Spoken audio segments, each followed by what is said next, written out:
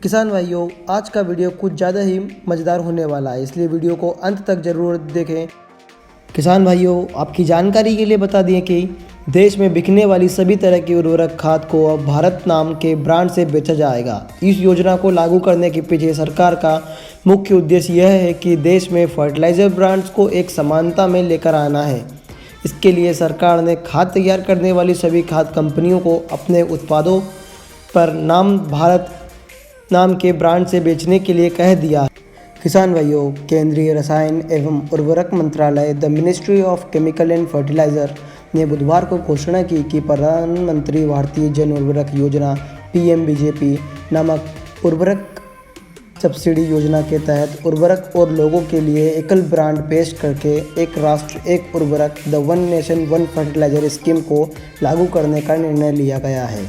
मंत्रालय ने अपने बयान में कहा, यूरिया, DAP, MOP और NPK के लिए एकल ब्रांड नामक क्रमशः Bharat urea, Bharat DAP, Bharat MOP और भारत NPK आदि होगा। इसके अलावा सभी उर्वरक कंपनियों, राज्य व्यापार संस्थाओं STE और उर्वरक विपणन संस्थाएं FME के मुताबिक उर्वरक बोरियों पर उर्वरक सब्सिडी योजना यानी प्रधानमंत्री भारतीय जन उर्वरक परियोजना को दर्शाने वाला एक समान लोगों का उपयोग किया जाएगा। नई वन नेशन वन फर्टिलाइज़र योजना के तहत कंपनियों को अपने बैग के केवल 1/3 स्थान पर अपना नाम, ब्रांड, लोगो और अन्य प्रासंगिक उत्पाद जानकारी प्रदर्शित करने की अनुमति है। शेष 2/3 स्थान पर भारत ब्रांड और प्रधानमंत्री भारतीय जन उर्वरक परियोजना का लोगो दिखाना होगा। किसान भाइयों, अब सभी खादों के नाम इस प्रकार के कुछ होंगे। जैसा कि आप जानते हैं कि भारतीय बाज़ार में अभी खाद के नाम यूरिया, डायमोनियम फॉस्फेट, DAP और म्यूरेट ऑफ पोटाश, MOP और NPK के नाम से बेची जाती है। लेकिन भारत ब्रांड के वो लागू करने के बाद अब इनके नाम कुछ इस प्रकार से देखने को मिलेंगे, जैसे कि Bharat urea, Bharat DAP, Bharat MOP, Bharat NPK आदि खाद के नाम होंगे। सरकार की योजना सरकारी कंपनी और निजी कंपनी दोनों के उत्पादों पर लागू होगा। किसान भाइयों, सरकार के इस डिसीजन से कई कंपनियां नाराज़ भी है। देश भर में सरकार के फर्टिलाइज़र योजना को लेकर कई कंपनी नाराज़ दिखाई दे रही है। कंपनियों का यह भी कहना है कि अगर हम सभी खादों पर एक ब्रांड नाम देते हैं तो इससे कई खाद ब्रांड की वैल्यू ख़त्म हो सकती है। कई खाद को बाज़ार में अपने ब्रांड के नाम से बिकती है और किसान इन ब्रांड की खाद पर सबसे अधिक भरोसा भी करते हैं। ऐसे में अगर सरकार खाद का ब्रांड नेम एक ही कर देगी तो इससे खाद की वैल्यू ख़त्म हो जाएगी। किसान भाइयों, केंद्र सरकार के इस फैसले पर जयराम रमेश, कांग्रेस के महासचिव का कहना है कि यह कोई आश्चर्य की बात नहीं है। प्रधानमंत्री मोदी ने अपने आप का प्रचार करने के लिए किया है। इसके अलावा इस विषय पर रणदीप सिंह सुरजेवाला का भी कहना है कि मोदी सरकार ने साल 2014 में खाद का बजट 25% तक कम कर दिया था।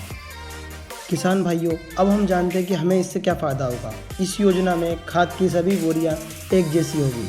सभी बोरियों पर एक जैसी होने के कारण इसकी पहचान करना आसान होगा। इन बोरियों से ही पता चल सकेगा कि यह खाद सब्सिडी का खाद है, इसे सिर्फ खेती के काम में इस्तेमाल किया जाना है। अगर कोई इसकी कालाबाजारी करता है तो उसकी पहचान करना आसान होगा।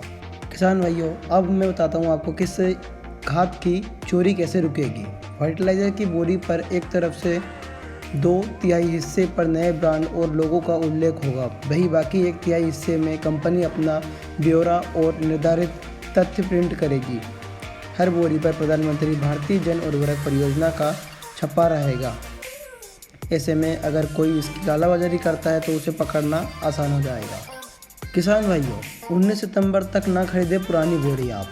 सरकार की ओर से सभी कंपनियों को कहा गया है कि वो 19 सितंबर 2022 के बाद पुरानी डिज़ाइन और लोगो वाली बोरियों की खरीद ना करें।